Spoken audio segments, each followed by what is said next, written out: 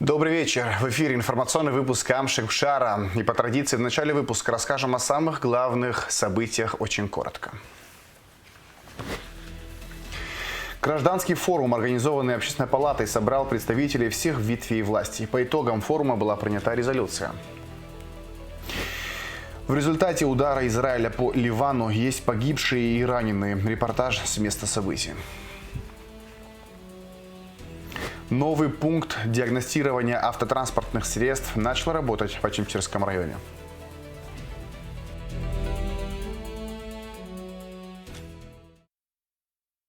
Гражданский форум «Диалог, согласие, развитие», организованный Общественной палатой Абхазии, прошел в Сухуми. В работе форума принял участие президент Бадра Гунба, члены правительства, депутаты парламента, посол России в Абхазии Михаил Шургалин, депутаты городских и районных собраний, представители духовенства, общественных организаций.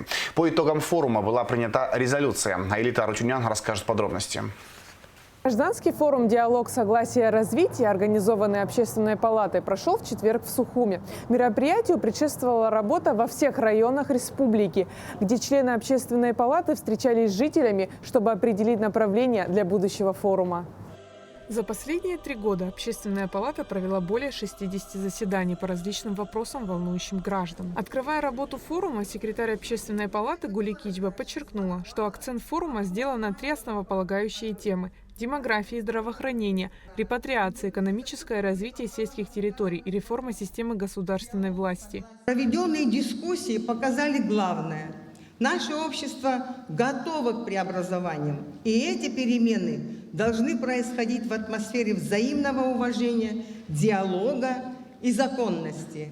Данный форум – это уникальная площадка, где за одним столом собрались представители 3 ветвей власти – местного самоуправления и гражданского общества. Мы здесь не для того, чтобы спорить ради споров. Мы здесь для того, чтобы сверить часы и выработать общую позицию. Участников форума приветствовал президент Бадра Гунба. Глава государства поблагодарил членов Общественной палаты, срок действия полномочий которых истек, за проделанную работу и организацию форума. Президент подчеркнул важность общественно-политического события, объединившего представителей разных сфер – власти, общественных организаций, экспертного сообщества и активных граждан для обсуждения ключевых направлений развития нашей страны. Бадра Гунба с сожалением отметил, что Сократ Джинджоли, внесший неоценимый вклад в становление современного абхазского государства, не войдет в следующий состав Общественной палаты. Пользуясь случаем, в присутствии всех участников форума, хочу поблагодарить уважаемого Сократа Рачевича за многолетнее служение своему народу. Вся жизнь – это пример бескорыстного служения Родине. Спасибо вам за все, что вы сделали.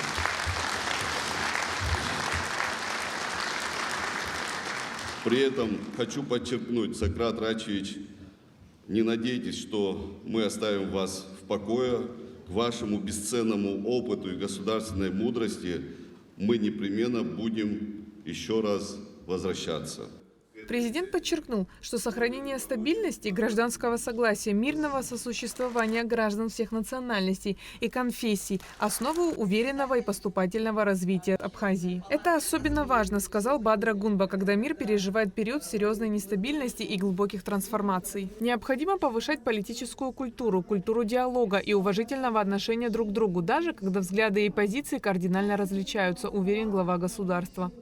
За годы своей работы Общественная палата не раз становилась площадкой для открытого и честного диалога между властью и различными политическими и общественными силами.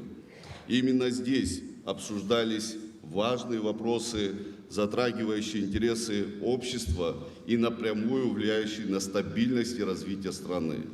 Это важная и ответственная миссия, и члены 6-го созыва достойно ее выполнили. Конечно, единство не означает, что все должны мыслить одинаково. Это невозможно и не нужно. Демократический характер нашего государства, закрепленный в Конституции, и политическая конкуренция являются естественной частью политической жизни. Но при этом нельзя допускать, чтобы общество постоянно находилось в состоянии политической турбулентности. Любовь Попова, председатель ОП Краснодарского края, поприветствовала участников форума от имени Краснодарского края и Общественной палаты Кубани, поблагодарив за приглашение и гостеприимство. С момента организации Общественной палаты Краснодарского края мы 12 лет уже как организованы. Мы с коллегами строим свою работу с органами власти и институтами гражданского общества на основе принципа единства целей в социальной и экономической политике или сфере. И в центре внимания, конечно, человек. И здесь, в Абхазии, где чувствуется такое глубокое взаимодействие между людьми, это еще раз подчеркивается. Участники Республиканского гражданского форума Абхазии приняли резолюцию, включающую в себя 3 раздела: демографическое развитие, сохранение народа, репатриация и работа с диаспорой, развитие сельских территорий. Участники форума, например, предложили разработать и утвердить национальную программу демографического развития до 2036 года. Среди предложений в программу – проекты стимулирования рождаемости, трехдетная семья, обеспечение жильем многодетных семей и молодая семья Абхазии с льготным кредитованием строительства и приобретения жилья. Вопрос демографии – это вопрос номер 1, а не просто один из многих пунктов повестки. Это ключевой вопрос государственного строительства. Именно поэтому он должен быть поставлен в приоритетный порядок работы для всех, без исключения, институтов и органов государственной власти. От министерств и ведомств до региональных администраций и муниципалитетов. Каждый на своем уровне должен осознать степень своей ответственности за сохранение народа. Нет задачи более важной, чем та, что касается жизни и здоровья людей. Как отметили участники, форум прошел весьма продуктивно. Также подчеркивалось, что проведение подобного рода мероприятий несет положительный эффект для страны. Состоявшийся гражданский форум очень был интересным, содержательным, очень много интересных предложений, но я хочу остановиться на вопросах демографии и репатриации, учитывая то, что я уже много лет работаю в системе государственного управления, центральным органом госуправления, которое непосредственно реализует государственную политику в сфере репатриации. Важность института репатриации соотечественника на историческую родину, разработку среднесрочной и долгосрочной государственной программы развития демографии, репатриации. Это уже многие годы обсуждаются, но концептуально разработанного проекта до сегодняшнего дня нет. И поэтому, конечно же, хочу выразить огромную благодарность организаторам данного форума, в частности, членам Общественной палаты, за активную работу. Очень понравилось все выступления, и все те моменты, которые были до того проведенные круглые столы. Безусловно, все это рассчитано на восстановление, развитие нашей страны. Я думаю, что те, которые сегодня принимали, те, которые организовали такой форум, огромное им большое спасибо Общественной палаты. Если в нашей стране будут часто проводиться такие мероприятия, конечно, это поможет для развития нашей страны. Резолюция, принятая по итогам форума, будет направлена президенту и парламенту Абхазии. Главный этап сегодняшней встречи – понимание того, что согласие – это не отсутствие споров, а готовность к нахождению общих решений ради национальных интересов. Рекомендации, выработанные на форуме, должны стать дорожной картой для следующего этапа реформ в Абхазии. Айлита Арутюнян, Кукуца Вардания, Храмич, Бальдар Дамиров. Абхазское телевидение. 7 человек погибли, еще 21 получили ранения в результате удара Израиля по Ливану. Атака пришлась на набережную и пляж в Бейруте. Накануне местная проиранская группировка Хезболла нанесла около 100 ракетных ударов по территории Израиля. После этого военные Цахал нанесли удары по 10 объектам на юге Ливана. Этот район подвергается ежедневным бомбардировкам. Подробнее об этом корреспондент RT Стив Суини с места событий. Это место очередного израильского удара по мирным жителям, одного из многих на юге Ливана за последние дни. Вы видите масштабы разрушений. Над обломками все еще поднимается дым. На улицах ливанского района Набатия жуткая тишина. Единственные звуки здесь — это постоянное жужжание беспилотников и рев истребителей в небе. Всего неделю назад семьи здесь собирались вместе на ифтар. Теперь же многие жители покинули свои дома. Они стали беженцами, спящими в переполненных убежищах, школах и прямо на улицах. Поскольку государственные службы перегружены, а отели заполнены до отказа, тысячи людей не смогли уехать. Они оказались в ловушке на территории, которая фактически стала линией фронта войны Израиля против Ливана. Около 8 часов наша семья собралась дома, отец, мать и дети. Мы слышали только выстрелы, но внезапно раздался ужасный взрыв. Молодые люди и находившаяся неподалеку машина скорой помощи выбежали на улицу. Начали выносить тела погибших, а мы пытались выяснить, кто еще мог находиться в доме, пока не нашли последнего. Молодого человека, находившегося в критическом состоянии, доставили в больницу, но, к сожалению, он скончался. Дело в том, что эта территория полностью гражданская. Здесь действительно живут обычные люди. Некоторые из них остаются дома, и на улицах почти никого не видно. Израиль говорит держаться подальше от любых активных боевых действий, но здесь никаких боевых действий нет. Несмотря на опасность, парамедики и бригады гражданской обороны продолжают работать в районах, откуда большинство гражданских уже бежали. Часто они остаются единственной надеждой для пожилых жителей и семей, которые не смогли спастись от бомбежек. Но эта работа дается тяжелой ценой.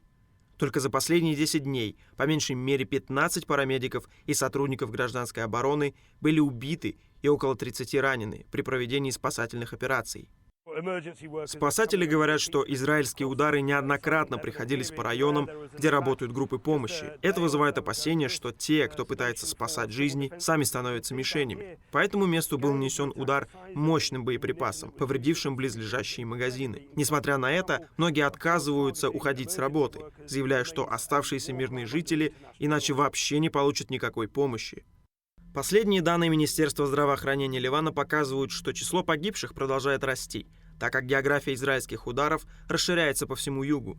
В то же время высокопоставленные израильские официальные лица делают заявления, вызывающие тревогу во всем регионе. Министр финансов Смотрич недавно предположил, что разрушения в Ливане могут стать похожими на те, что Израиль осуществил в Хан-Юнисе в секторе Газа. Для многих в Ливане это только подкрепляет страхи, что война идет не против Хизбаллы, а ради окончательной перекройки самого приграничного региона. Над головой ревут истребители и дроны. Этот район подвергается ударам последние 4 дня. Израиль уже начал расширение того, что он называет буферной зоной безопасности. Если это продолжится, более 700 тысяч человек на юге Ливана могут столкнуться с долгосрочным статусом беженцев. И пока бомбардировки продолжаются, многие здесь уверены, что эта война еще далека от завершения, а самую высокую цену платят мирные жители. Более чем 350 нарушителей пограничного законодательства задержала СГВ Абхазии в прошлом году. Так, в результате совместных с Погрануправлением ФСБ России мероприятий по охране госграницы с Грузией было возбуждено 19 уголовных дел по факту незаконного пересечения границы, и 28 человек привлечено к уголовной ответственности.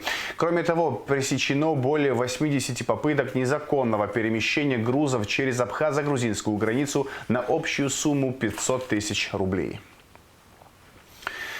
Новый пункт инструментального диагностирования автотранспортных средств начал работать в Ачимчирском районе. Теперь жителям Ачимчирского, Тхварчалского и Галского районов проходить техосмотр станет намного проще. В Ачимчирском районе начал функционировать новый пункт инструментального диагностирования автотранспортных средств. Этот центр позволит жителям Ачимчирского, Тхварчалского и Галского районов проходить обязательный ежегодный техосмотр, используя современные методы автодиагностики для всесторонней проверки технического состояния их машин. На открытии нового объекта присутствовал вице-премьер-министр внутренних дел Роберт Киот. Требования МВД к работе пункта инструментального диагностирования были высокими, и ведомство неоднократно направляло владельцам корректирующие предписания. Данный пункт расположен в удобном месте для обслуживания 3 районов. Это Ачимчирский, Гальский и Тхварчальский районы. Пункт оборудован всем необходимым для бесперебойной работы. Это делалось для того, чтобы обеспечить максимальный комфорт для жителей, ну и, соответственно, как говорится, обеспечить безопасность дорожного движения. То есть все необходимое оборудование для проверки автомобилей здесь имеется.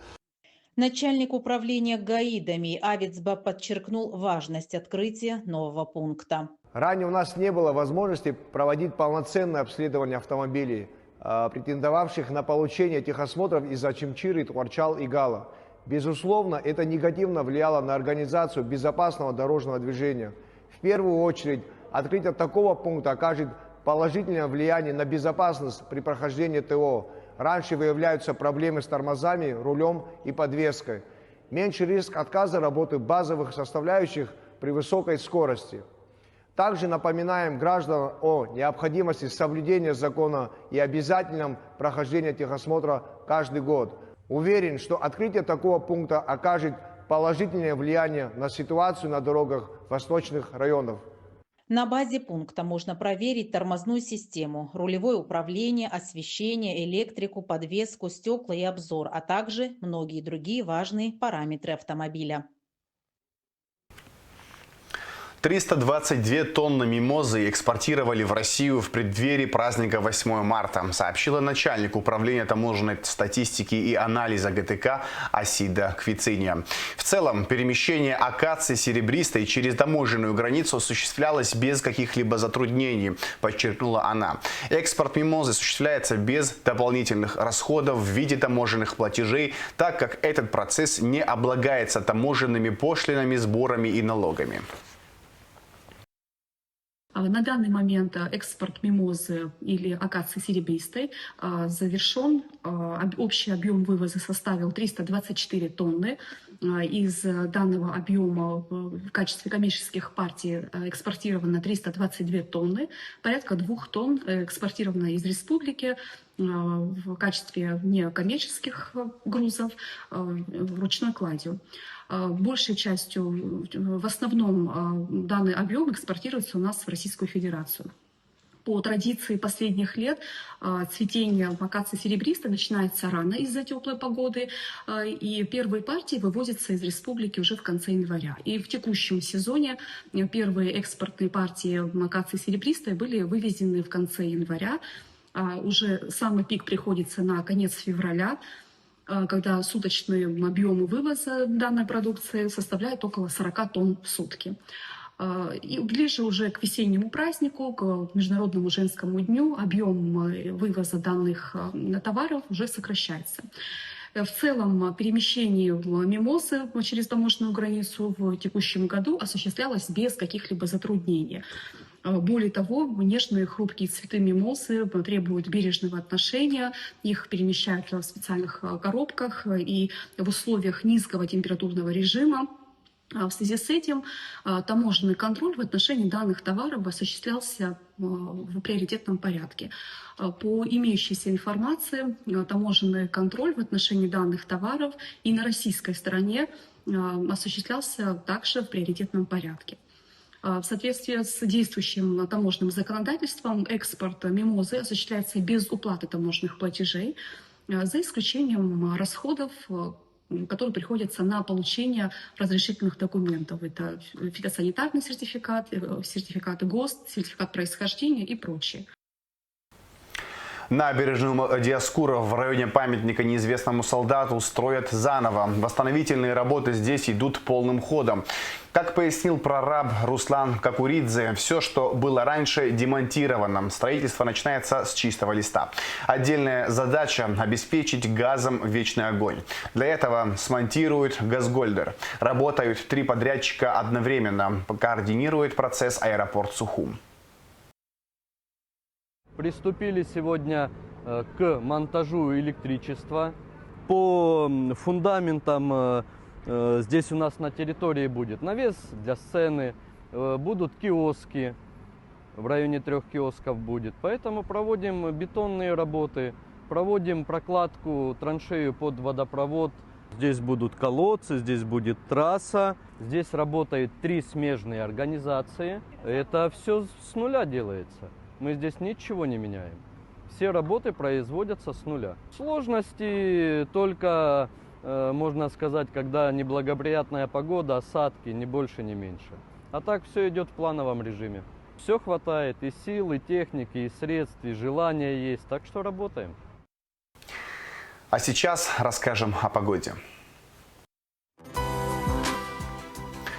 пятницу, 13 марта, в Абхазии не ожидается осадков. Местами возможен туман. Температура воздуха ночью 1,6, днем 10-15 градусов тепла. Температура морской воды плюс 9 градусов.